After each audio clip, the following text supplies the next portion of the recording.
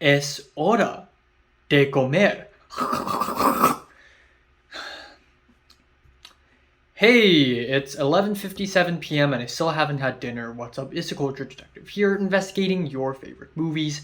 And today I'm going to be doing a movie review on the recent Marvel movie Guardians of the Galaxy Volume 3. So, yeah, another month, another Marvel. What can I say? This is Marvel's 97th film, and it's not actually 97. I don't know how many films has it been, but it's been a lot.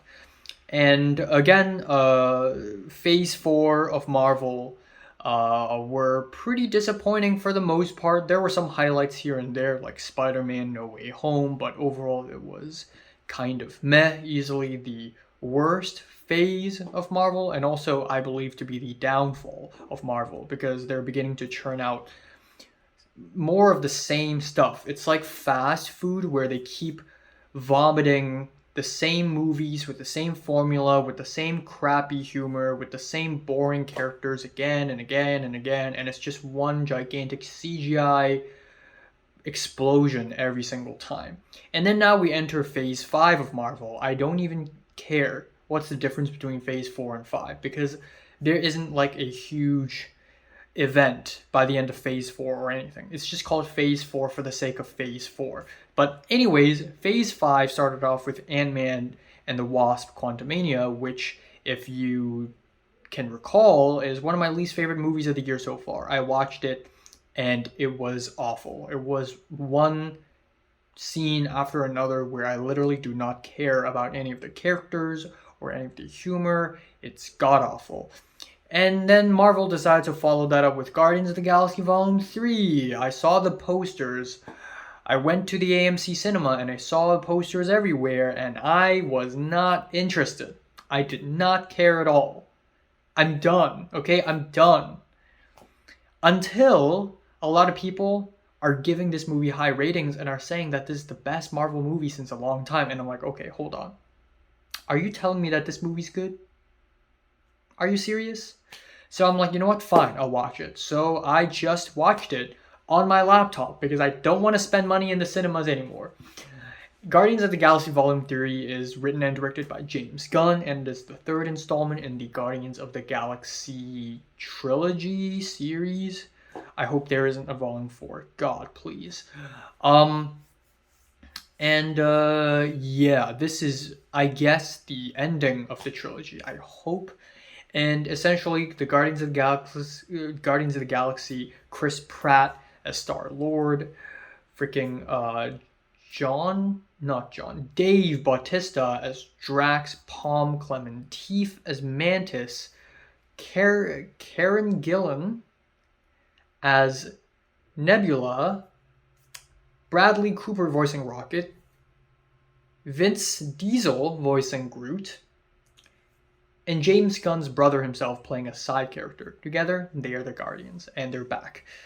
And this time, the premise is as interesting as ever because Rocket is dying. Rocket is dying, and they spend the entire movie trying to find the guy who hurt Rocket and save Rocket's life. And oh my god, the internet is right. This movie is actually really good, and dare I say it, the best movie since Avengers Endgame.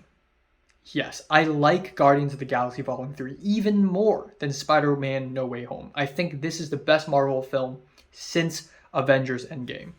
And that is a pretty bold statement, but that is true because, oh my god, this movie is bigger, it's better, the dark moments are darker, the funnier moments are funnier, the fights are weirder. It's just a very well-made movie. And it's crazy because this movie just followed up from Ant-Man 3, which is garbage. And this movie, in comparison, is like a 180 flip. Everything's better here. And it's not that crazy of a concept. This movie didn't pull anything insane and experimental that Marvel has never seen before. The premise is simple. It's emotionally effective. It's very straightforward. You immediately jump into the inciting incident and you immediately care about what's going to happen next. And it's not that crazy. It's just good story, good characters, good pacing, and voila. The studio did not hold James Gunn back and let James Gunn do his thing, and it really worked out. Also, the humor does not compromise the drama for the most part. Marvel humor is really annoying, and I'm dying to see like an ultra serious dark Marvel. I know Black Panther is 2 is kind of like them trying to be serious, but it's also serious in a boring way. Um, there's definitely a lot of humor in Guardians 3, but it did not compromise the drama that much. I still think it worked out for the most part. It was subtle, it didn't block any of the action and the seriousness. A lot of the shots look good as well, and I hate saying this because it's all CGI green screen. It's all CGI green screen. Yet, it's CGI under good supervision. It's using CGI to its advantage. Some of the shots here are really colorful. Some of the designs here are fun, intricate, and definitely way better than the sloppy, crappy metallic mess that was Ant-Man 3.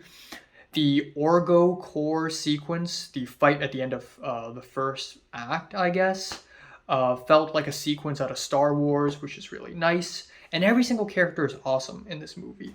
Mantis is no longer just your quirky Asian alien. She has so much more personality in this movie. And Nebula isn't just a stone cold angry woman anymore. She's so much more fleshed out and fun here. Drax isn't just some buff guy comic relief anymore. He is a beacon of kindness and hope in this movie. And every single character just has a moment to shine. Every single character has their own flesh out moment in the movie. And it's all really worth it. This movie also features the first F-bomb in MCU. Deadpool doesn't count. And it's used very well. You know, I thought that the first F-bomb would be, you know, something really dramatic, like, you know, a villain saying "fuck you" as he explodes and dies. But no, it's Chris Pratt saying "open the fucking door," and it just rolled out of his tongue like that. It was really well used. And yeah, this movie isn't perfect. I think Adam Warlock is a little sidelined here. Adam Warlock was one of the most hyped up characters. There are so many hyped up characters for Marvel. Like Kang the Conqueror was hyped up. Mephisto was hyped up. I don't even know who the fuck that is. But Adam Warlock was really hyped up, and he's pretty sidelined in the movie, but I gotta admit, Will Poulter seems like a funny dude. The editing is a little jarring. There's a really impressive one-take hallway fight scene. You know, one of those good old one-take hallway fight scenes, you know. Daredevil has done it, now Guardians is doing it, but colorful and funny and wacky and crazy and weird and awesome. But immediately after that scene, we went from one wide shot of all the Guardians fighting to another wide shot of all the Guardians walking in the same hallway. That cut did not really work.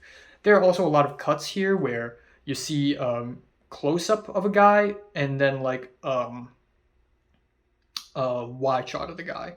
And yeah, you know, it's not as bad as close-up and then medium close-up. That cut would just make no sense at all. But it's still, you know, it's not very smooth.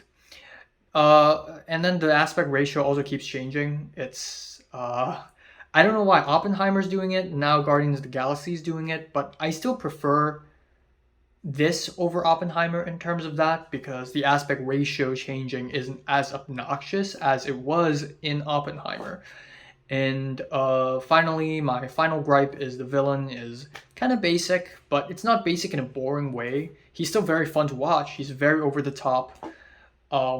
He's very just pure evil, very comically evil, very zany and eccentric. And I can tell the actor who played the villain had a very fun time playing the villain. It was so theatrical and Shakespearean. It's actually kind of fun. But yeah, overall, this film is easily one of the most emotionally effective and fun and entertaining MCU films to date. Rocket's backstory is really tragic, and I love this film's focus on Rocket itself. It picks the right subject matter and it focuses on that matter with full force. It's really formulaic. Oh my god, another tragic backstory. But it works. It just works. It's cheesy, but it works. There's a scene where a raccoon, which is Rocket, like hugs an otter, and that scene almost made me cry. like, you know what? Kudos to Marvel for making that happen. And I think ultimately what's the best about this movie is that this movie is about kindness, it's about friendship.